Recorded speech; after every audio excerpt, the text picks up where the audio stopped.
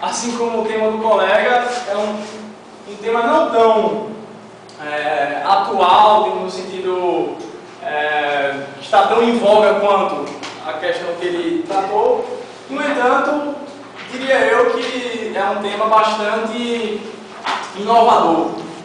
Talvez eu procurei em outras universidades pessoas que escreveram a respeito desse tema, e infelizmente não achei muitos trabalhos, e os trabalhos que eu achei também não ia muito bem de acordo com aquilo que eu esperava. Então, o princípio da fraternidade é o tema que eu escolhi para trabalhar. O título do meu trabalho, o princípio da fraternidade e a sua aplicabilidade no direito constitucional brasileiro, contemporâneo, porque, afinal de contas, vou fazer um breve histórico da fraternidade e também fazendo esse link com o direito, mas, especificamente, nós estudamos a parte do direito constitucional contemporâneo, que está posto hoje em dia. Fui orientado pela professora Michelle Marie e vamos lá. O tema, como eu estava falando, o princípio da fraternidade no direito especificamente constitucional, e partimos de uma pergunta-problema, uma situação-problema, e é esta aqui: seria o princípio da fraternidade observado e de que maneira pelos aplicadores do direito constitucional em nossa sociedade para solucionar os conflitos existentes? Como nós sabemos, o direito existe justamente para solucionar os conflitos existentes, apaciguar os conflitos existentes na sociedade. A escolha desse tema se deu em virtude de algumas leituras de alguns livros, principalmente o constitucionalista Bonavides. Ele distingue os direitos fundamentais em 4 dimensões, mas eu gostaria de ressaltar 3 dimensões dos direitos fundamentais, que seriam os direitos de primeira, segunda e terceira geração, que, de acordo com o autor, seriam os direitos de liberdade, igualdade e fraternidade. Ele usa a nomenclatura direitos de gerações, né, as 3 gerações de direito. Entretanto, outros autores preferem chamar, ao invés de gerações, de dimensões. Haja vista que não se desenvolve um depois o outro, e sim os 3, teoricamente, ao mesmo tempo. Pelo menos essa é a tentativa. Os objetivos do meu trabalho foi compreender a existência e a aplicabilidade deste princípio no direito constitucional brasileiro. Só uma pequena... Qualquer semelhança é mera coincidência com as filhas de Michelle Marie. Os objetivos específicos, né, como eu estou tratando da fraternidade enquanto princípio, então eu tenho nada mais do que explicar o que são os princípios e qual a sua fundamentação, qual o seu embasamento no ordenamento jurídico. As origens históricas do princípio da fraternidade, e em termos conceituais, achei bastante importante fazer essa diferenciação entre fraternidade e solidariedade. A metodologia utilizada no meu trabalho não poderia ser diferente, haja visto o tema, foram pesquisas bibliográficas, filosófico-jurídicas, basicamente partindo do autor Baggio, mas também do Bonavides. Esse autor é um autor italiano que escreve a respeito do tema.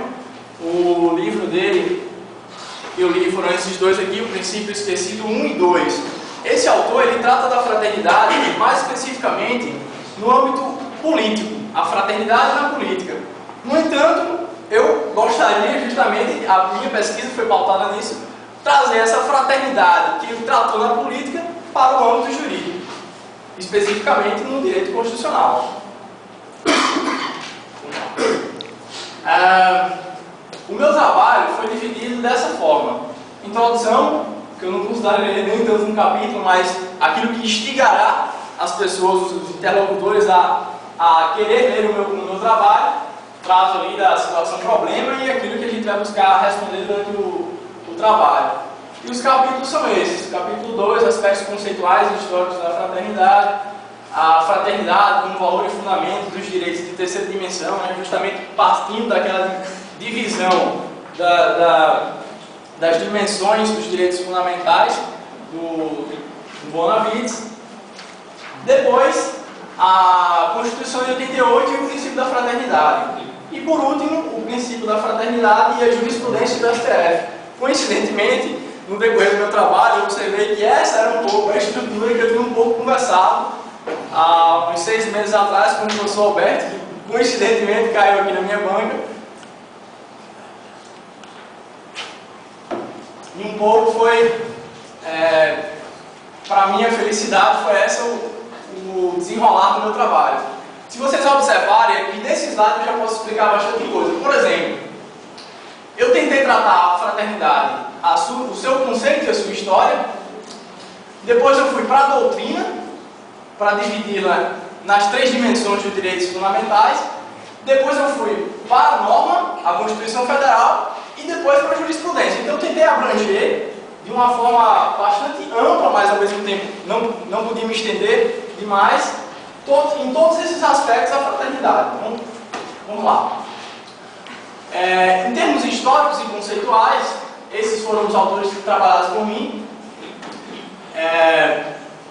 Gostaria de falar primeiramente do histórico.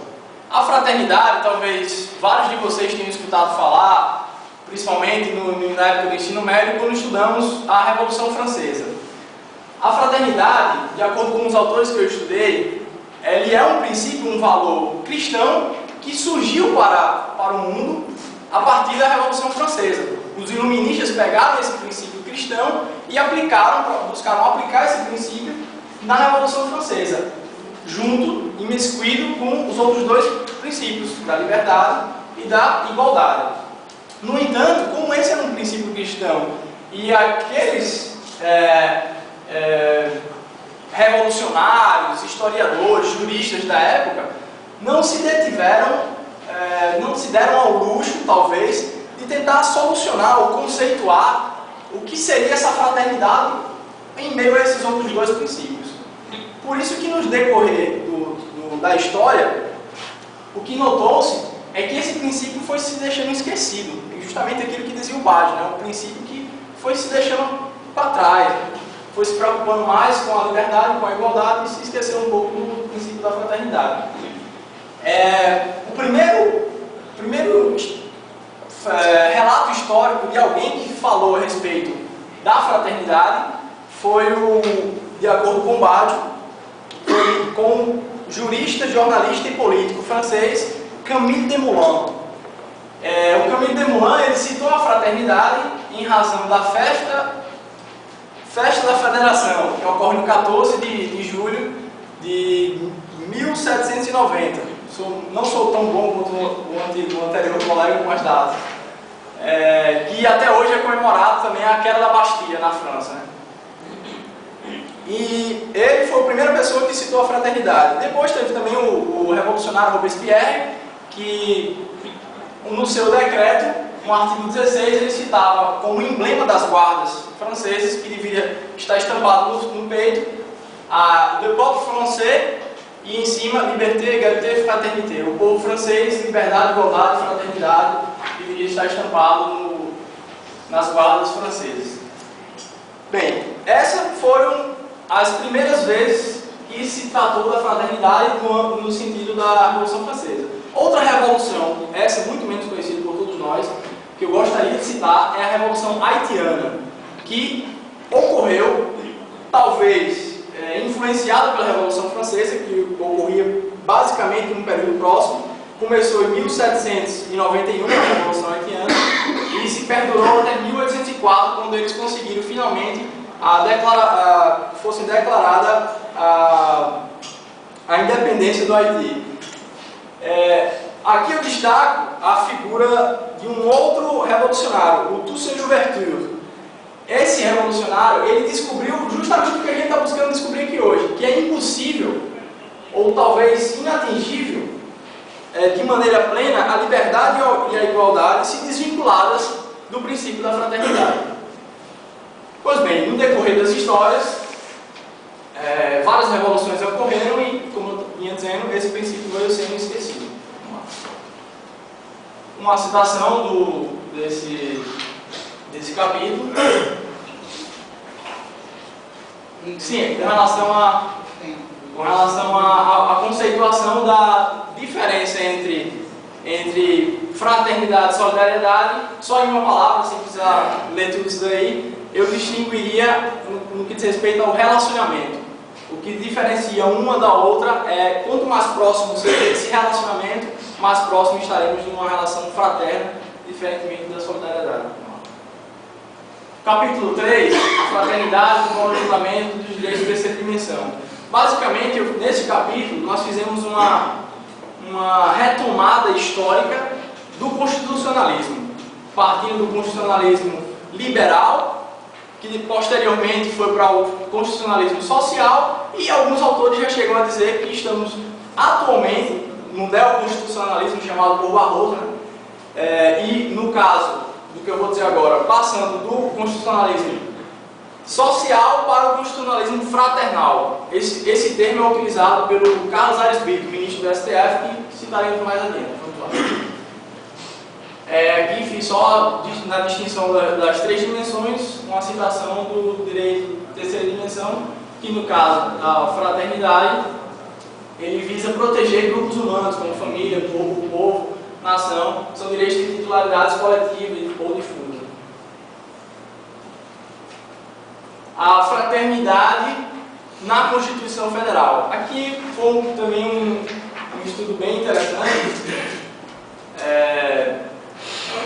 Partimos do preâmbulo constitucional, que se vocês lerem o preâmbulo constitucional, pode inclusive passar para o próximo slide, que tem o preâmbulo constitucional, ele tem citando expressamente como objetivo, como algo a ser trilhado pelo constituinte, a uma sociedade, vamos lá, destinada a assegurar o exercício de direitos sociais individuais, a liberdade, a segurança, o bem-estar, o desenvolvimento, a igualdade e a justiça como valores supremos de uma sociedade fraterna.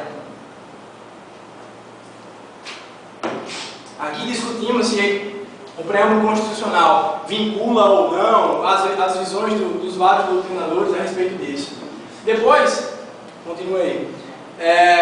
Além do preâmbulo constitucional, fizemos um breve estudo a respeito do artigo 3º, inciso 1º, como um dos objetivos do Constituinte é justamente assegurar uma sociedade livre, justa e solidária. No texto constitucional é utilizado o termo solidariedade, ao invés de fraternidade. Mas, enfim. Por outro lado, estudamos também a parte do artigo 5º, parágrafo 3º, que diz que todos os tratados internacionais que tratem sobre direitos humanos, que não raras vezes tem muito a ver, está intrinsecamente ligado com o direito de fraternidade, eles, após serem votados com 3/5 das duas casas do Congresso, passariam a ter o valor de emenda constitucional. Além disso, tratamos também do mínimo existencial e da dignidade humana, que acredito eu, no meu trabalho falei a respeito disso, também são dois conceitos jurídicos que estão estreitamente ligados com a fraternidade. Capítulo 5, basicamente eu fiz uma análise jurisprudencial. Infelizmente, que essa é uma das conclusões que estamos chegando, eu destrinchei um julgado do STF, que eu tenho aqui o número ADI 3768, do Distrito Federal, de relatoria da ministra Carmen Lúcia, onde eu ressaltei três entendimentos de três ministros, da própria Carmen Lúcia, do Celso de Mello e do Carlos Aires Brito. Especificamente, o Carlos Aires Brito ele trata, como eu havia falado anteriormente, do direito constitucional fraternal. Então ele fala a respeito disso no seu voto. Eu falei que Machado como principal autor, mas também tem esses outros três ministros que fizeram parte da bibliografia utilizada nessa parte da análise jurisprudencial. Citei também um outro julgado, mas não cheguei a destrinchar ele no meu trabalho. Aqui tem um trecho do voto do ministro Celso de Mello, onde ele fala uma coisa que eu achei muito bacana. Constitui um dos objetivos fundamentais da República, erigindo-se com o expressivo vetor interpretativo de suas cláusulas, ou seja, a fraternidade tem justamente esse vetor interpretativo das cláusulas da Constituição. Por isso que eu não haveria de dizer que o preâmbulo constitucional não vincula. Obviamente, no meu entender, tem outros doutrinadores que coadunam-se com esse meu entendimento que eu cheguei, a essa conclusão que o preâmbulo constitucional ele vincula não no sentido de que se você deixar de segui-lo, você vai ser preso, não nesse sentido penal, digamos assim, mas no sentido que ele deve ser utilizado como norteador do aplicador do direito para obter os princípios constitucionais. A resposta para as perguntas iniciais. A pergunta inicial era: existe esse princípio da fraternidade, ele é aplicado no direito constitucional brasileiro? Existe, ele existe, como foi demonstrado no nosso trabalho. Ele é aplicado, sim, como o próprio STF, julgado do STF, coaduna-se com esse que eu estou dizendo. No entanto, essa não é uma regra. Infelizmente, ainda é uma exceção. É justamente essa a minha intenção com esse trabalho. Trazer para a academia discussões a esse respeito, que de repente, quem sabe, seria uma das soluções para as nossas atuais revoltas, revoluções aí, das ruas, né?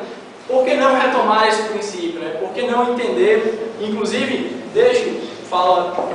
passando inclusive para o próximo tópico das conclusões e sugestões, deixaria como sugestão a leitura deste livro aqui, Fraternidade como Categoria Jurídica. Esse livro foi lançado no Congresso, que tratou da fraternidade no direito. Ocorreu em São Paulo, não participei do Congresso, mas conheço alguns palestrantes. É um livro muito bacana, que fala justamente da fraternidade como categoria jurídica nos diversos ramos do direito, no direito penal, no direito de família, no direito ambiental, no direito do trabalho. E acredito eu que isso não pode ser deixado jamais de lado. Porque, poxa, pensar, como que eu vou viver a fraternidade no direito penal, por exemplo, né? Que diz, o cara cometeu um crime, então ele deverá ser julgado. O autor que trata a respeito disso aqui, de repente, traz algumas linhas a esse respeito. Enfim, basicamente, esse foi, em linhas gerais, a apresentação do meu tema. Agradecimentos, agradeço muito à instituição que me deu toda a formação que tenho. Acredito eu muito boa pelos resultados que estou apresentando. Agradeço à banca examinadora, à minha orientadora, Michele Marie, que tanto me ajudou no desenvolvimento desse trabalho, com alguns diálogos, mas não só ela, o professor Wagner, o professor Alberto também, outras conversas paralelas, eu vinha e perguntava uma coisa a um, perguntava uma coisa a outro. Eu acho que esse é o papel do pesquisador, é ser curioso, perguntar, ir atrás e querer obter resultados que nem sempre está tão fácil à nossa vista. Eu acho que se fosse para traduzir o meu trabalho em uma música, eu teria um trecho da música Imagine, do John Lennon, que eu acho que tem tudo a ver também com o meu trabalho. Enfim, agradeço a todos esses que eu falei e também a minha família, que sempre me deu tanto apoio no decorrer da minha trajetória acadêmica e pessoal, que tanto me ensinaram, aos meus amigos também, que sempre me ajudaram muito a tomar determinadas escolhas. E, enfim, a todo mundo. A minha namorada, que é húngara, está na Itália, muito longe, não está nem participando desse momento aqui, mas com certeza está torcendo por nós. Obrigado.